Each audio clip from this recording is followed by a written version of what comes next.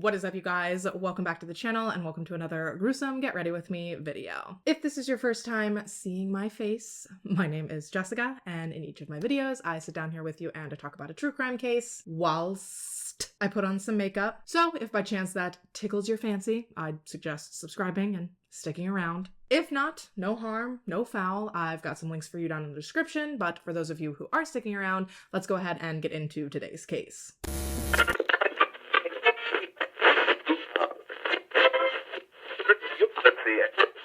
All right, y'all, we are doing it. We are diving into uncharted waters today. At least I think they're uncharted. And by that, I mean uncharted for me, because I don't think that I've covered anything like this before.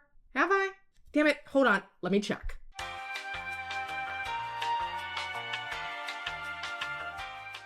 Okay, no, I definitely have not. So hip hip hooray, we're officially covering our first cult today. I'm like Eminem and Lil Wayne. They gotta go back and Google their song lyrics sometimes to make sure they don't repeat them. And I gotta scroll back through my video archive sometimes to make sure I don't double cover a case or topic. Wow, this video is off to a really good start.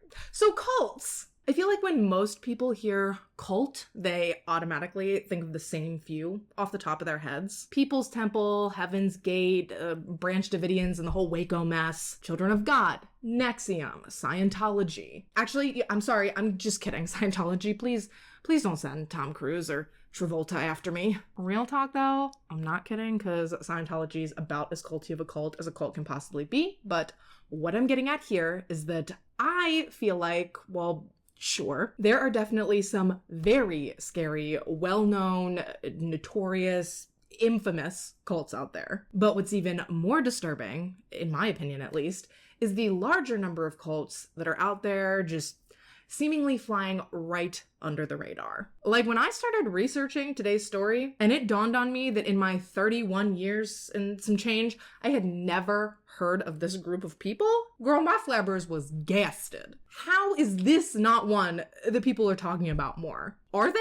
Am I missing it? Apparently, Emma Watson was in a movie about this place, so I guess it's not that unknown. Am I the oblivious one? Am I dumb? You uncultured swine! Today, we are going to be discussing Nazi Paul Schaefer's doomsday pedophile cult, Colonia, Dignidad. Yeah, right off the bat, I can't imagine that any of that makes you feel great, to say the least. Nazis, pedophile, cult. Suffice it to say, today is gonna be a rough one.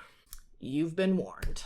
Okay, so before we can get deep into the cult and how it came to be and the absolute horrors that went on inside their little barbed wire enclosed hellscape, we must first discuss the absolute disgustoid that built this abomination from the ground up solely to flee some heinous accusations in his home country, all while still being able to indulge himself in all of his deepest, darkest, and most depraved desires. Paul Schaefer was born in Germany in the Rhine-Sieg-Kreis district of North Rhine-Westphalia. I've seen conflicting reports as to what city specifically he was born in. I've seen some sources state that he was born in Troisdorf, and I've seen some sources say that he was born in Siegeberg. Honestly, I couldn't tell you which is actually accurate, but what I can tell you is that the two cities are only like 15 minutes apart. So does it really matter in the grand scheme of the overall story?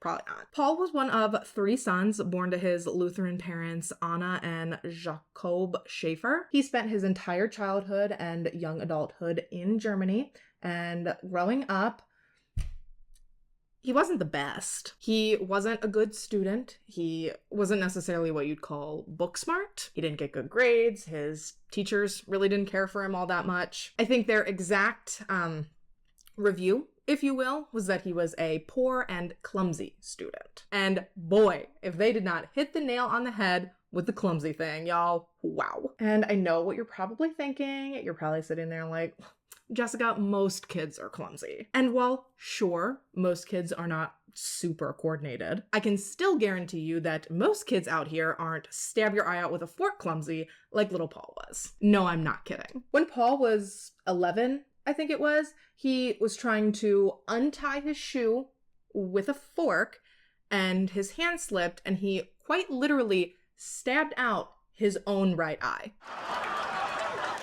Oops. As an adult, he would later go on to tell people that he lost his eye in the war, but that was a lie. It was for sure the shoe incident. But, Paul, he was nothing if not resilient. Sure, he was one-eyed down and a terrible student, but as luck would have it, none of those things were deal breakers when it came to him becoming what he truly dreamed of being, a Nazi.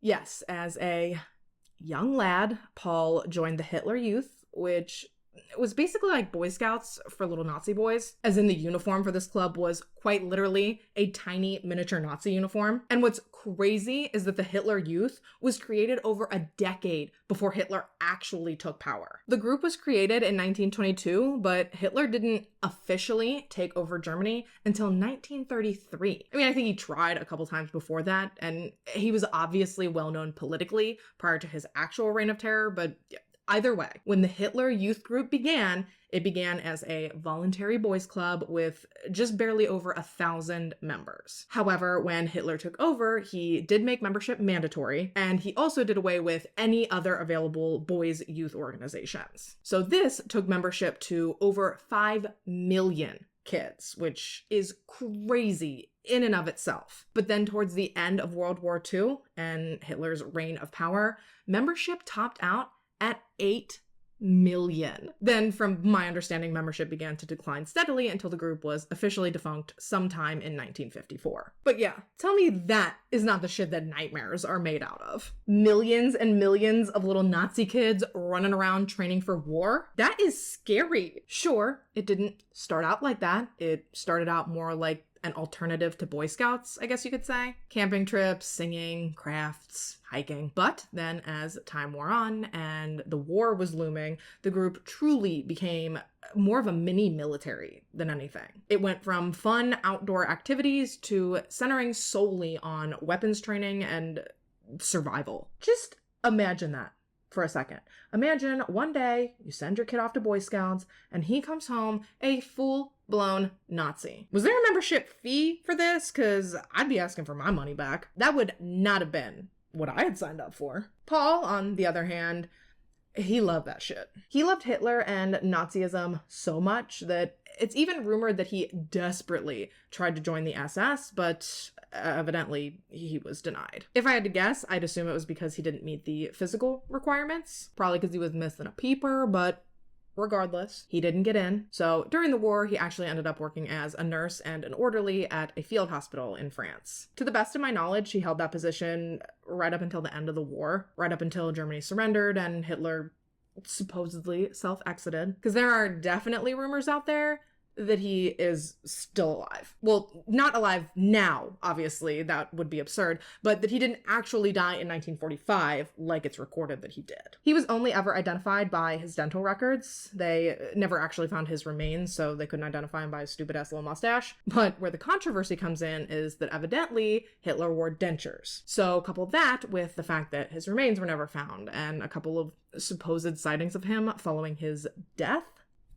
Who knows? Anyway, sorry. I find World War II so fascinating. You should see the amount of notes I took on this case versus the amount that I had to cut out of the actual script just for the sake of brevity. So you're welcome, because we could have been here for days. But circling around back to Paul, much like a lot of Germans post-war, he felt very lost. Germany was a mess after World War II. The country had been torn apart. Millions of people had lost their homes. The economy was in tatters. The government as they knew it was kaput. It was really disorienting for people, and no one really knew what to do or where to turn to. They were so desperate to find someone, just anyone, that they could turn to that could help them and support them during this very trying time. And considering that the government was now being run by the enemy, they instead looked for comfort and support via preachers or like missionaries. And so, after the war, in order to ease himself seamlessly into the Allied occupation, Paul decided to reinvent himself from Nazi war hero to traveling preacher. And honestly, this was kind of the perfect gig for Paul. after his stint in the army. Because really the only thing that he was well versed on and well educated on was religion. So he packed up his things, he toured the German countryside playing his guitar and preaching of salvation through sexual abstinence. Sounds boring to me, but to each their own, I suppose. And one of the main religious authorities, I don't know, I'm not religious, so I don't know the words. She's not a Christian! But one of the biggest influences, I guess that fits. One of Paul's biggest religious influences, the person that he drew a lot of his inspiration from in his own preachings, was actually an American preacher named William M. Branham. And if you're sitting there thinking like, that name sounds vaguely familiar, let me save you the Google. You've likely heard his name in the past because he was also hugely influential to one Mr. Jim Jones. Yes, that Jim Jones. Jonestown, Kool-Aid, big-ass Sonny's Jim Jones. And we all know how that one worked out. Well, technically that happened later than this, but you get it. This Branham guy doesn't really seem to be influencing, like, the best people. In short, Branham's teachings were a combination of his own, like, made-up shit with some Christianity principles sprinkled in. He could heal people through prayer, God was speaking through him, something about the end of the world, just all that false prophet shit. He hated women, he thought they were lust-filled and to blame for the downfall of mankind, just sins of the flesh and all that jazz. Again, sounds boring, but oh, he was also a raging racist. Not only was he himself baptized by a founding member of the KKK, but he also publicly supported segregation, going as far as to preach that to actually be Christian, you had to be a segregationist. He was just spouting off all the bullshit. And while sitting here today, you and I know that being that ignorant is embarrassing, girl. Paul was eating that shit up. Not that that should surprise any of us, considering that Branham's teachings supposedly heavily influenced Nazism, which Paul obviously had a lifetime membership to. In 1955, Branham actually went on a full European tour, spreading his bullshit, and when he hit the German leg of said tour, lucky little fangirl Paul, he and a few of the members of his church actually ended up working as a personal security detail for Branham. I mean, talk about a dream come true. He got to be up close and personal with his religious idol, and following Branham's sermon in Karlsruhe, Germany, woohoo, girl. Paul was officially all in. He began putting significantly more of Branham's philosophies and teachings into practice within his own church, and he even began asserting to his followers that because of their strict practices, they were the only, true sect of faithful followers that Branham had. And following the war, Paul actually managed to gain himself a pretty substantial religious following. He even managed to land himself a gig as sort of a youth pastor, I guess. I think the official term I saw was a young people's leader, and that was within the Evangelical Free Church. He held this position for a few years, right up until rumors started rumoring that he was using his position to abuse and to molest young boys. Yeah, who didn't see that one coming from like a mile away? If you put someone who's all sexually repressed like that in a position of power and you surround them with little boys, it ain't gonna end well. I mean, decades and decades of abuse allegations against clergy members have proven that. Now, thankfully, some of Paul's victims were brave enough to speak up and to tell people what was happening to them, but unfortunately, before any real consequences could play out, Paul took off. He left the area, he just got the hell out of Dodge, and he tried to reinvent himself yet again by attempting to open a children's home. Oh yeah, my friend, you heard that right. This man wanted to open a full-on orphanage right on the heels of pedophilia and molestation accusations. The sheer audacity. He named it the Private Social Mission, and it was located in Western Germany in Lohmar. He disguised it as a home for wayward mothers and their children, those who had either been widowed or orphaned during the war, and he really sold it as just a safe place for people who were struggling after the war, that were just looking for somewhere to go and for someone to help them get back on their feet. However, as I'm sure you have likely put together by now, his true intentions were nowhere near that wholesome and pure. Honestly, the house itself sounds more like a prison than a safe place or a refuge. It was guarded with security personnel and guard dogs to prevent escape. The property was completely fenced in, and it was always locked. And very few outsiders were ever allowed to enter, and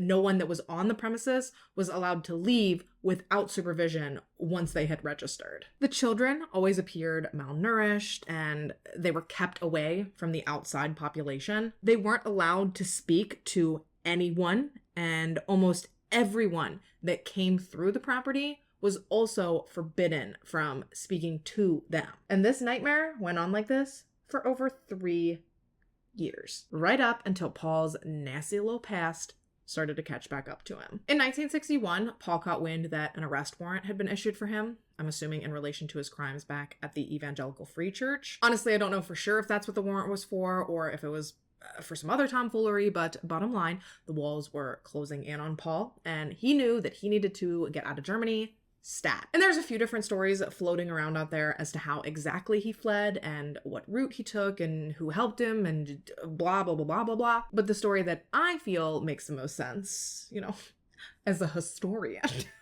No, one of the widely accepted stories is that he fled Germany into the Middle East, and that somewhere along that journey, he, I guess, met and befriended the Chilean ambassador to Germany, who actually personally invited him to bring he and his flock to Chile. And this sounded great to Paul. For starters, no one was hunting him down for pedophilia in Chile, but this also fit right into Branham's doomsday prophecies that predicted the imminent destruction of Western democracies. And so in 1961, Paul and about 10 of his closest followers emigrated almost 7,000 miles to a remote area of Chile, just under 300 miles south of Santiago. Shortly after his arrival, Paul ended up purchasing a 53 square mile plot of land, so almost 4,000 acres. 4,000 acres of scenic land right in the middle of the Chilean countryside within the remote foothills of the Andes Mountains. Yeah, it was real big and real remote, perfect for hiding the atrocities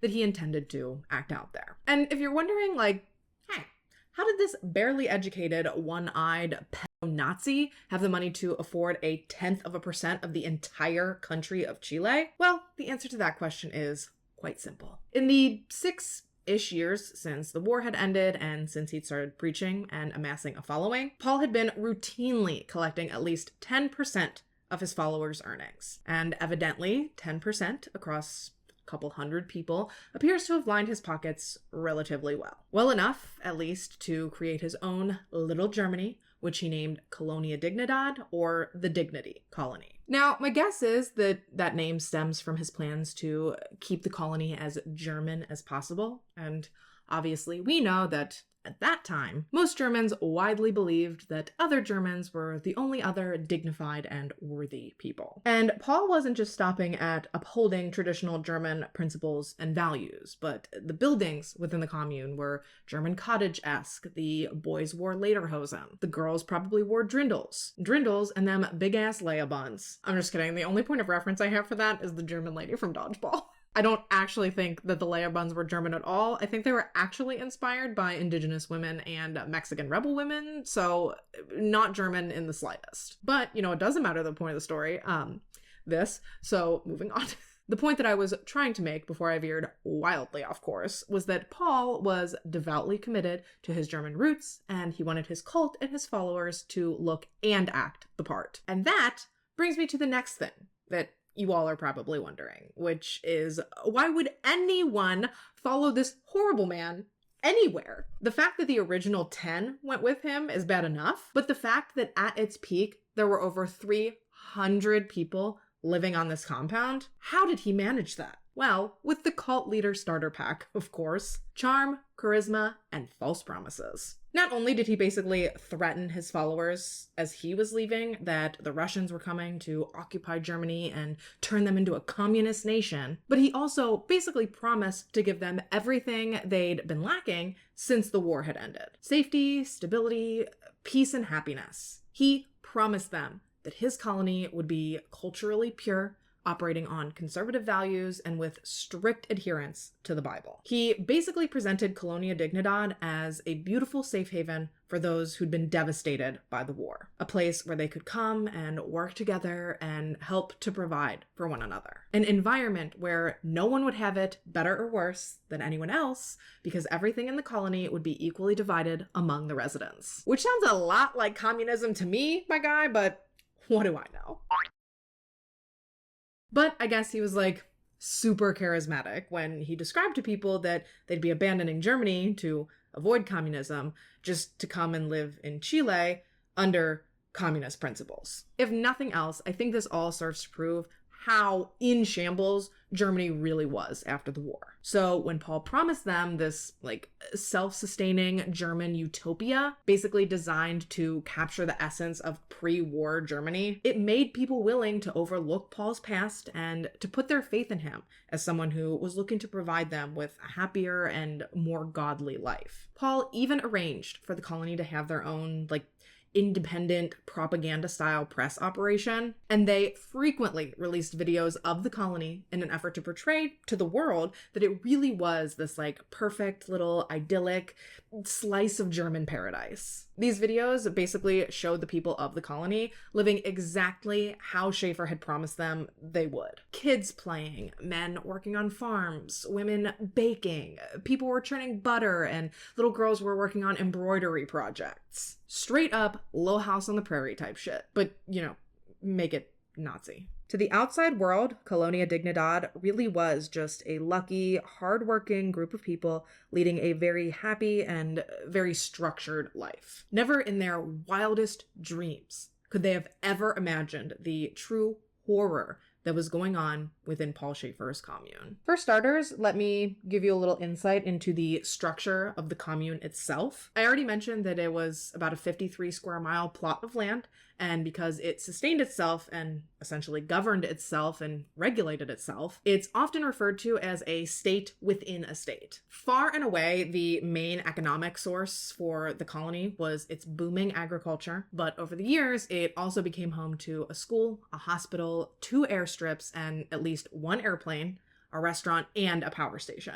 There were cute little apartment complexes and a chapel, a meeting house, a bakery, animal stables. There were numerous different mills and factories. I mean, they really built this place out to do it all. And all it did seem to do, which sounds dreamy, right? Wrong. In actuality, what Paul Schaefer had done was built his own little town, removed from any real government oversight, where he could hold people hostage and torture them, all for his own sick, twisted, depraved pleasure. The harsh reality of Colonia Dignidad was that it was basically a prison to its residents. Once you got in, chances were you weren't getting out. Not only was the entire compound surrounded by 8-foot-tall barbed wire fencing, but Schaefer also had armed guards and guard dogs stationed all around the compound to, sure, keep outsiders out, but honestly and truly, their main objective was to keep the residents in. He also erected a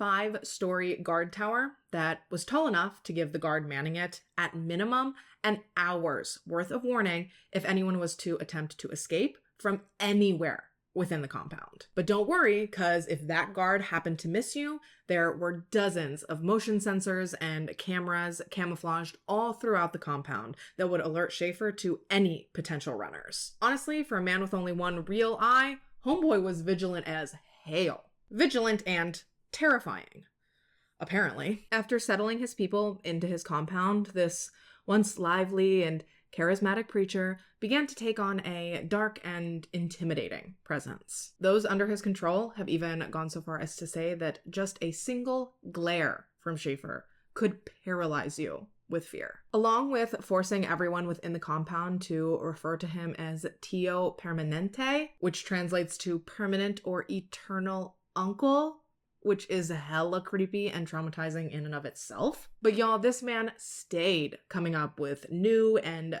progressively more horrific ways to assert his power and his dominance over his followers in an attempt to ensure that every single person in the compound obeyed and followed his every command, and that they all looked up to him as if he was a god. And he did this exclusively through fear. From unleashing attack dogs on people, only to call them off right at the very last second, to having someone dress up as Santa so that he could shoot this person in front of the colony's children. Yeah, I guess it pissed him off because the kids were more excited about Santa than they were about him. But the point here is that there really didn't seem to be any lengths that Schaefer wouldn't go to in order to terrify his people into submission. During mealtimes and religious meetings, members of the compound were forced to confess both their sins as well as the supposed sins of others. And on the mild end, these sinners would be publicly shamed by their fellow commune members. And then on the extreme end, they would be beaten publicly, right there in front of everyone. One minute you'd be eating or praying, and the next minute you'd be watching someone's public flogging. And these public confessions were another thing that Schaefer eventually figured out how to manipulate to his advantage. It did not take him long at all to figure out how to reinforce his power through a demented system of mutual betrayal. He would offer certain privileges to those who were extra loyal to him and to those who frequently helped him identify the sins of others. Tattletales. And people were eager to take him up on this. People were terrified. They would have done anything within their power to avoid finding themselves on the wrong end of Schaefer's wrath. Because let's be real, he can't whoop your ass if he's busy whooping somebody else's. And unfortunately, this dystopian nightmare did not begin, nor did it end, with these hyper-violent religious meetings. Just the daily life of the colony's residents in general was unfathomable. But before we get into that, I'm going to take my break, throw on my lashes, and when we get back, we will find out exactly what a day in the life of a Colonia Dignidad member consisted of. And spoiler alert, it ain't good. Don't go nowhere.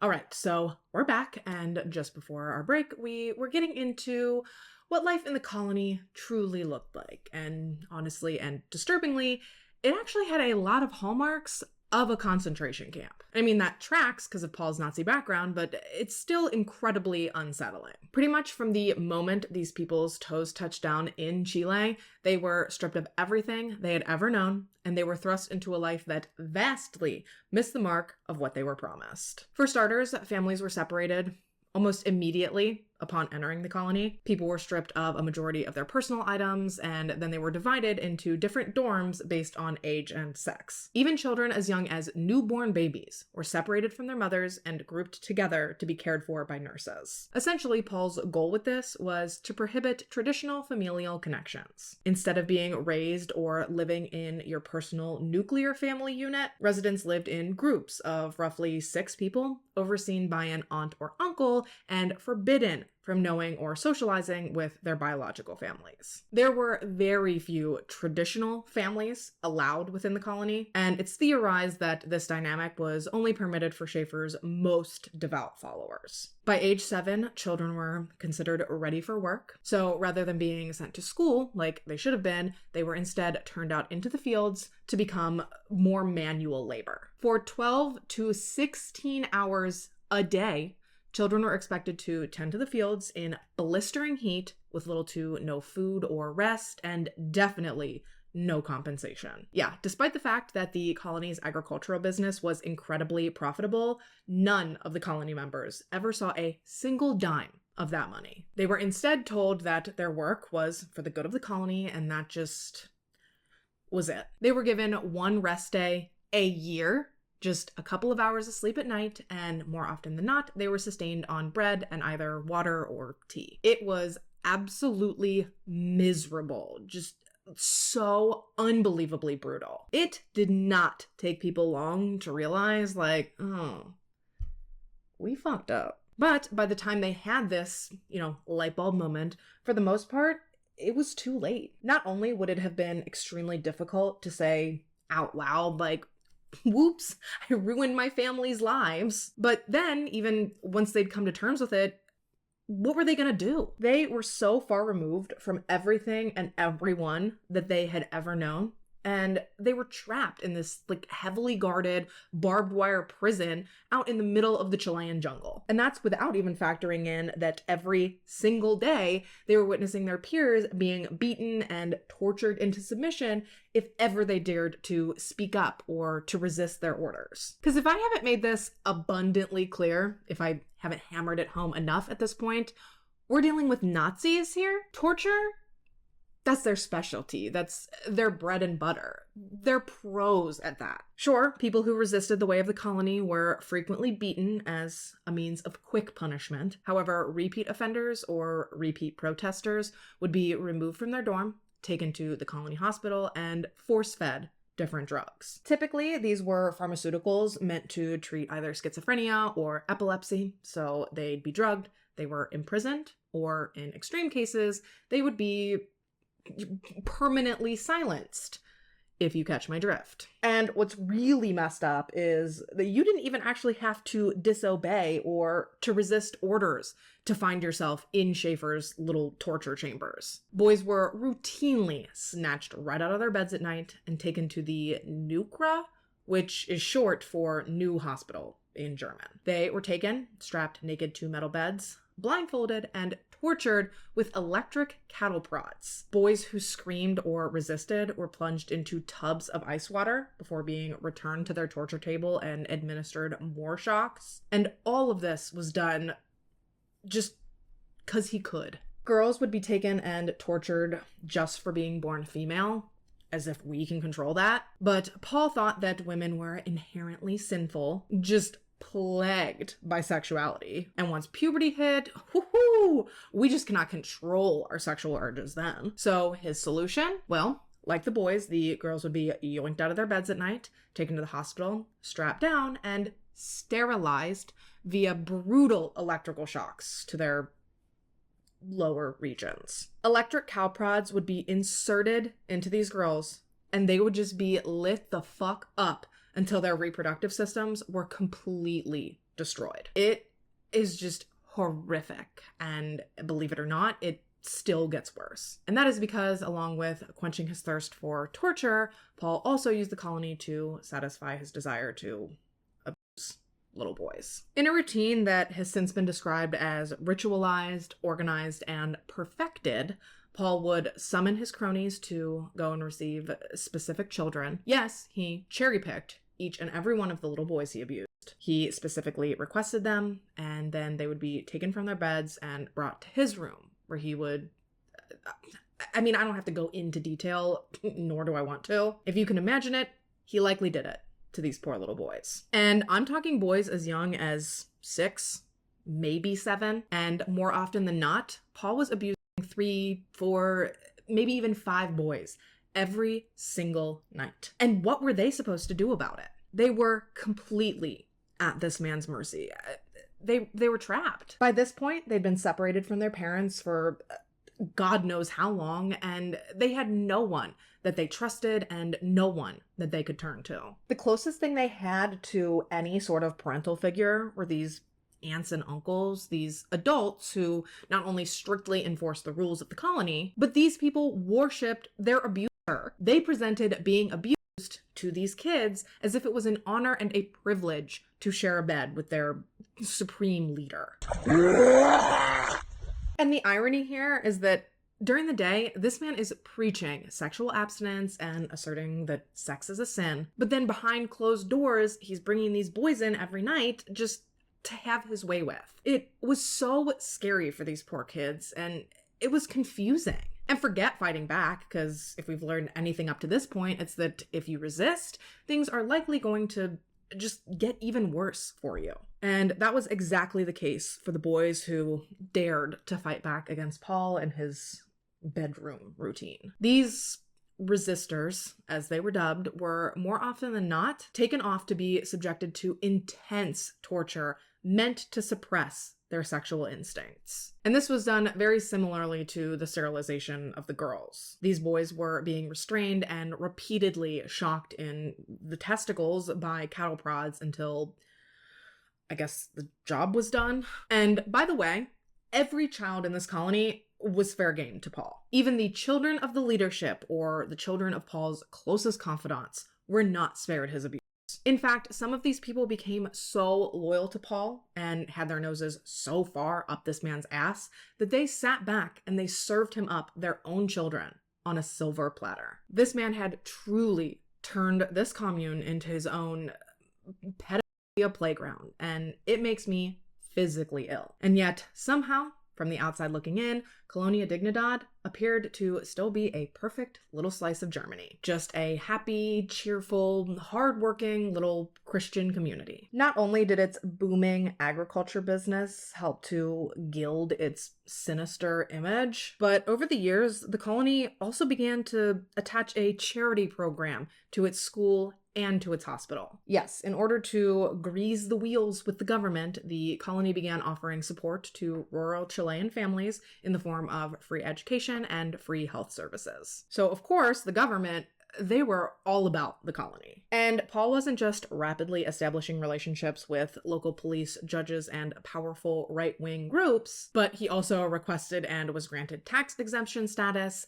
and he was briefly granted political asylum in Chile in exchange for helping higher-ups gain political intelligence. And as if that all wasn't scary enough, Paul's political ties were only going to get stronger and stronger with an impending switch-up in the Chilean government. So, cut to the early 70s, we are smack dab in the middle of the Cold War. We being America. The Soviet Union had us quaking, bitch. So any whiff we caught of communism, we were gonna try and squash it. Lights out, no questions asked. And at the time, one of the leaders of the world whom we viewed to be a serious threat was democratically elected Chilean president Salvador Allende. Now, technically Allende was a socialist, but because he wasn't a capitalist, to us, he was a communist. And what did that mean? Well, it meant we wanted him gone. So on September 11th, 1973, in a coup d'etat backed financially by the US, the Chilean armed forces overthrew Allende's government, making way for a reign of terror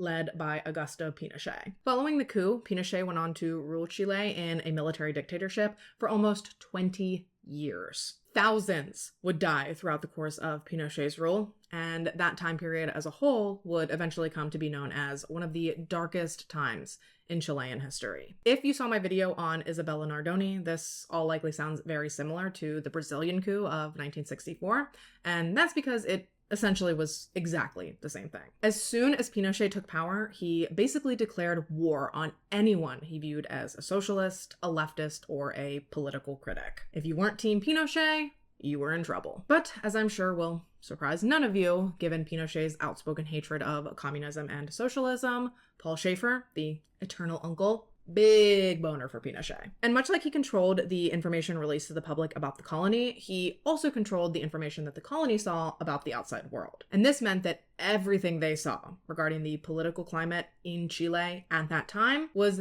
very pro-Pinochet. And this is such a stereotypical cult move to control the information available to members, because you have to make sure that everything is heavily filtered and heavily skewed to support the cult's message, especially the news. Information control is literally one of the 4 main methods used to control people by undue influence. And that's according to cult expert Stephen Hassan's BITE model: behavior control, information control, thought control, and emotional control. And that's how we make a cult. Yeah.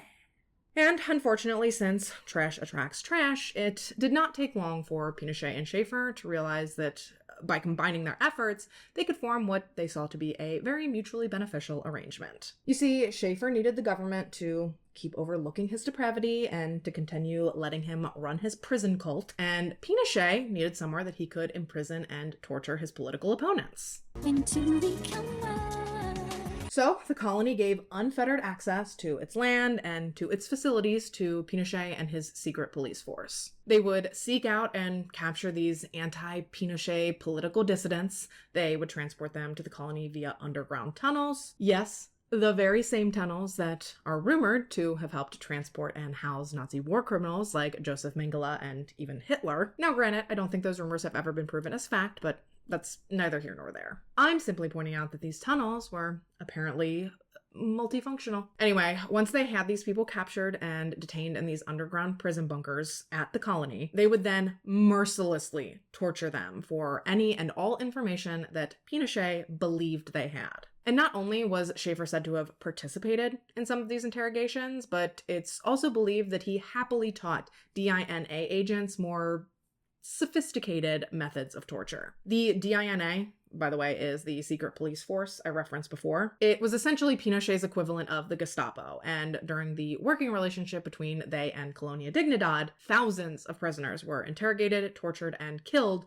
within the confines of the colony. During these interrogations, electrodes would be placed under fingernails and toenails, on the hands, ankles, genitals, inside nostrils, inside mouths, inside the anus, or even inside of the penis in hopes of eliciting information. Oh, and they'd also sometimes be mauled by guard dogs at the colony, which I'm sure was horrifying. Oh, and you know what's real fucked up? Whenever Pinochet and his men were done with their torture and interrogation of their prisoners, more often than not, they would then turn them over to Schaefer and his men to torture just for funsies. And while a select few of these political rebels did manage to make it out of the colony alive, the vast majority of them were eventually executed before being buried throughout the colony in mass graves. Now, fast forward briefly to present day. Some of these graves have been unearthed, and archaeologists have even been able to sift through and to identify some of the corpses, but because Pinochet allegedly ordered for some of these mass graves to be dug up and for the bodies to be either thrown into the sea or incinerated, it is almost guaranteed that most of the people lost to this time frame will remain in the category of the Desperacitos. Over 1,000 Chilean people who went missing during the Pinochet regime and were never seen or heard from ever again. And sadly, this means that although we definitely know a lot, we will almost certainly never know the full extent of those lost to the colony throughout this time frame. And even scarier, even with as absolutely mind-numbingly abhorrent as it already is, believe it or not, it apparently could have still been worse. In January 2005, a former DINA agent revealed to a Chilean Interpol representative that during Pinochet's reign, Colonia Dignidad's factories went from producing basic household goods to supply the commune to producing an unbelievable amount of weapons. We're talking machine guns, automatic rifles, rocket launchers, large quantities of ammunition, as well as sarin gas. What in the Waco were these people preparing for? I mean, Waco happened after Colonia Dignidad, but you get what I'm saying. Dude, just the fact that they were manufacturing sarin gas is fucking crazy. Sarin is one of the most toxic and fastest acting nerve agents known to man. Obviously, it's incredibly deadly upon exposure, but even just manufacturing it is wildly dangerous. We're talking one wrong move and sarinara, bitch. You're dead! I mean, no wonder people were trying to get the hell out of there. Because, sure, you might get caught and killed for trying to leave, but you also might get snatched out of bed in the middle of the night and killed for no damn reason. So, better to go out fighting, I guess, than to go out random as hell on a Tuesday. At least that's my philosophy. Now, attempting to escape was extremely dangerous, and it was unimaginably difficult given the security measures that Paul had in place. But people absolutely still tried it, and some even succeeded. But you know what is crazy? When people did manage to get free, a majority of them would try and get help from the German embassy in Chile. But because Schaefer's political ties were so strong, no matter what these people told the authorities, every single time, they were hand-delivered back to the colony by the very same people whose job it was to protect them. One lady who lived at the colony even somehow managed to escape almost a dozen times. And each and every time, she was returned back to the colony by the authorities. As punishment, these deserters were drugged and tortured upon their return. They would either be drugged into a stupor or they would be tortured and electrocuted into submission. And some people were actually sedated so frequently that it led to long-term disabilities. And of course, in the most extreme cases, the deserters were killed in response to their attempts at freedom. Even in 1984, when 3 of the higher-ups of the colony managed to escape back to Germany, their pleas for help still didn't result in any sort of investigation into the colony. Meanwhile, as the years wore on, Paul's whole sense of the flesh, no romantic partners, only I can be sexually active thing, well, it really started to backfire on him. The boys were all aging out of his preferred range, thank God. No one was really having babies anymore, and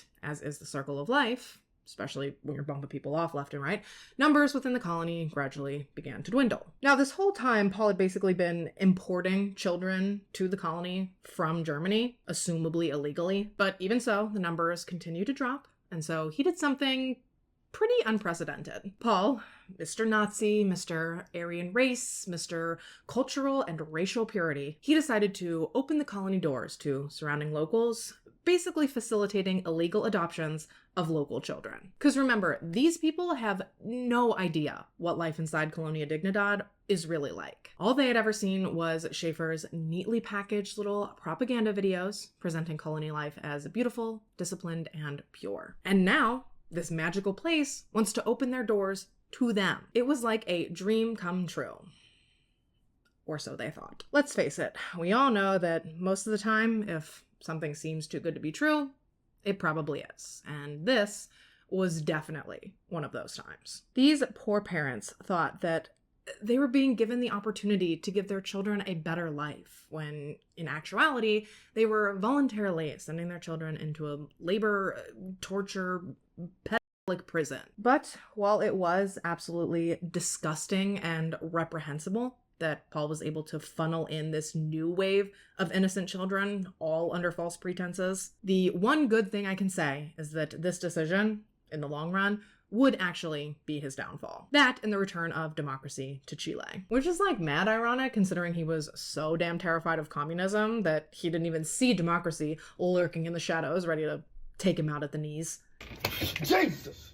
After almost 20 years under Pinochet's iron rule, Chile finally rose up against their dictator, and they won back democracy through mass protest and social mobilization. Patricio Aylwin was elected by the people as their stepping stone back to democracy in 1990, winning the election by a landslide. And once Pinochet was out of power and Chile began trying to roll back the madness and pandemonium he'd unleashed during his reign, best believe that they were heavily scrutinizing Schaefer and his little Camp Pinochet. But even so, it still wasn't until 1995 that things really started to fall apart for him. And it was all thanks to one little Chilean boy that Paul had illegally adopted and his incredibly resourceful mother. You see, this poor little boy, as I'm sure you'd expect, eventually fell victim to one of Paul's late-night summons. However, rather than just resign himself to his fate, this incredibly brave little boy managed to escape the confines of the colony. He made it all the way back to his home and back to his real family.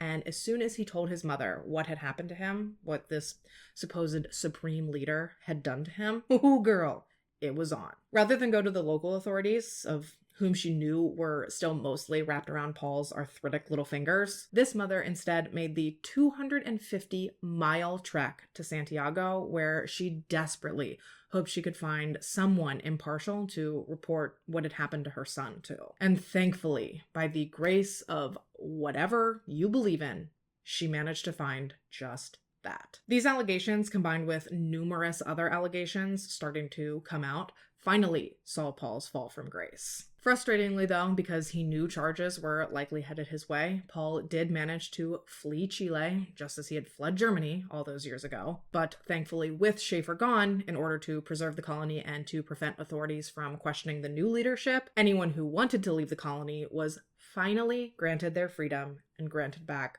their autonomy. And yes, in theory, that sounds great, and it is great, but especially for the kids that were born into or spent the majority of their life in the colony, freedom was a really difficult adjustment for them. They were all so emotionally and psychologically and intellectually stunted. Most of them had never even been outside that little barbed wire hell on Earth. Technology, the real world, regular people, it was an absolute culture shock to them. I saw an interview with one survivor where he compared his first few days of freedom to when Mowgli from the Jungle Book left the jungle for the first time. I can't even begin to imagine what a difficult transition that must have been for these poor people. It took years of hard work from them to deprogram their brains from all of Schaefer's teachings, to realize that they could actually live a normal life. They could do normal things. They could get married. They could have kids. They could be a family. These things were not sins like they'd been taught growing up. They were finally learning that all this time, Schaefer was the demented one, not them. Speaking of Schaefer, thankfully in 2005, he was finally tracked down by a Chilean investigative journalist, of all people. And after she'd located him in Argentina and alerted the proper authorities, and after like 60 years of terrorizing the planet, one-eyed Nazi pedophile cursed to this earth, Paul Schaefer, was finally arrested. He was, of course, extradited to Chile, where he was ultimately sentenced to 33 years in prison for sexual abuse, torture, illegal weapons possession, and murder. Frustratingly, though, he only served a couple years of that sentence before his old ass kicked the bucket, so, I mean, it was pretty anticlimactic, I guess. People did throw dirt on the cars in his funeral procession, though, so maybe that can help bring you some closure, as far as the story's concerned. As for Colonia Dignidad and those who survived its horrors, most of them did maintain their German nationality throughout the years, so those who wanted to were able to move back and to resume as normal of a life as they possibly could, which is great. But what is absolutely wild, to me at least, is that a lot of the colony members, after all this went down, actually chose to stay. I guess it had been their home for so long that they didn't really know or want anything different anymore. Therefore, a majority of what Paul Schaefer built in Chile actually still stands to this day. Don't get me wrong, it's undergone a serious rebrand, but some of the original colony members, incredibly, still live there even today. Colonia Dignidad is now via Bavaria. It has a hotel, dining options, it offers horseback riding, and you can even get married there if you want. No, I am not kidding. And I don't care how beautiful or unique it is or however you want to try and justify it. If you truly want to get married somewhere where people were tortured and abused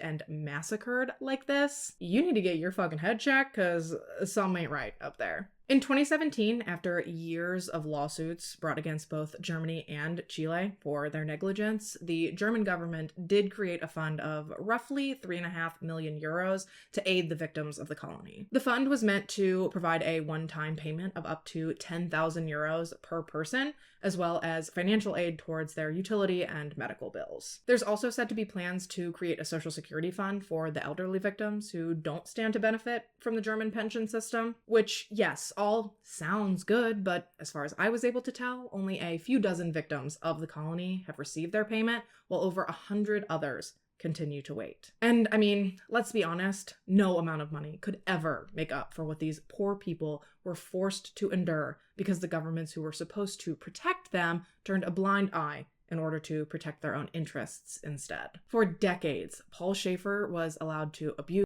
torture, enslave, manipulate, and murder numerous innocent men, women, and children, all while the Chilean government and the German government purposefully played blind, dumb, and deaf to the atrocities going on behind the veil of perfection of the now defunct Colonia Dignidad. And what is horrifying is that because it took so many years to dismantle this colony, at least as Paul ran it, because of the years of secrecy, I can almost guarantee that we will never know the true extent of the horrors that took place within Colonia Dignidad. And with that, you guys, we are about wrapped for today. Let me know your thoughts on this one in the comments down below. You know what's got me fucked up is that when I think of Nazis, I think of like so long ago. But the fact that the colony broke up and that Schaefer was prosecuted all within like such proximity to life as we know it, girl, that's been keeping me up at night. As is the fact that he never really faced any consequences for the horrific things he did. Like, yeah, he got arrested and yeah, he got prosecuted, but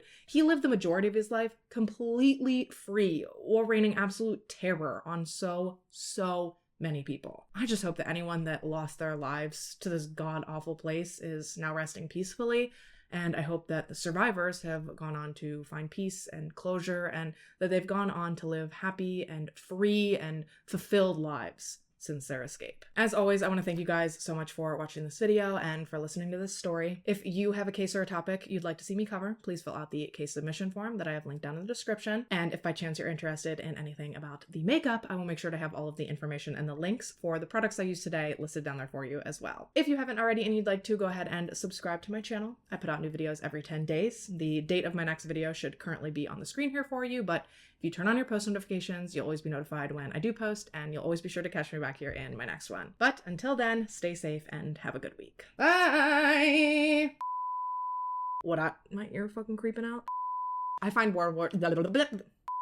a youth pasture? This orange really be pissing me off.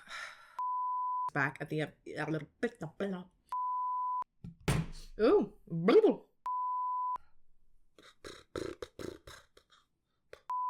Rapidly establishing judges and powerful white in Chile climate. Woo! Fuck. I am not well. Oh my god, what in the fuck is happening? Okay, we're gonna stop. Patricio Alwyn was erected. Jesus Christ. Cool, we're first.